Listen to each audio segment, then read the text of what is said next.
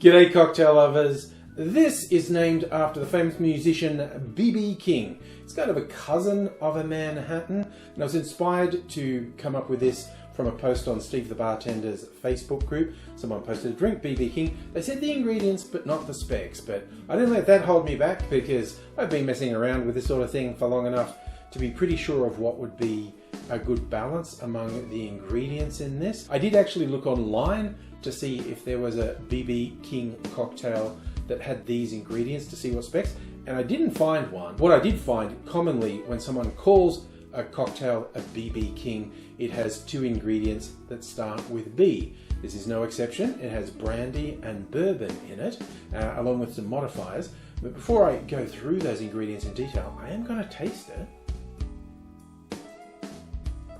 Oh yeah, no, this really works. Very much a Manhattan vibe going on, but there's some herbal zest in there as well. I'll take you through the ingredients. The two B's, brandy and bourbon. The brandy is a recent purchase of mine from a local maker. This is a cask strength brandy. What does it come in at? It is 54% alcohol by volume, 108 proof, much higher proof than any brandy I've had before, and it's really tasty.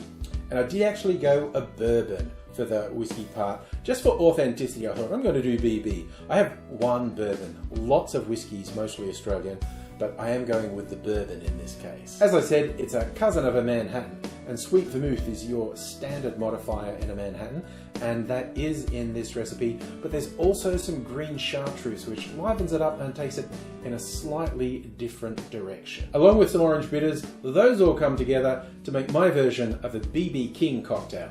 Here's how we make it. In a mixing glass we put 1 ounce or 30 mils of brandy, then 1 ounce or 30 mils of bourbon, then we're adding 3/4 of an ounce, around 22.5 mils of sweet vermouth, and 1/4 of an ounce or 7.5 mils of green chartreuse, rounding things out with 2 dashes of orange bitters. Add ice to the glass, stir that for 20 to 25 seconds to chill and dilute the drink. Then I'm straining that into a rocks glass over a big chunk of ice. And you know me, I'm going with the cool and sexy clear ice. For garnishes, I'm doing a twist of orange peel and a maraschino cherry on a skewer. You could also serve this up, but I don't know, I was doing a stirred boozy drink and it's got a bit of extra kick from the cask strength brandy and the green chartreuse. So I thought, an excuse to break out the sexy clear ice, which about now you should be seeing a linked video of how to do it. The easiest, no fuss way that you can do with no special equipment and doesn't take up a huge amount of your freezer space. And yeah, it just makes your cocktails look a bit cool in my humble opinion. I'm going to sit down with this one and enjoy it. And I hope you're enjoying yourself wherever you are. And I do hope to see you again sometime soon.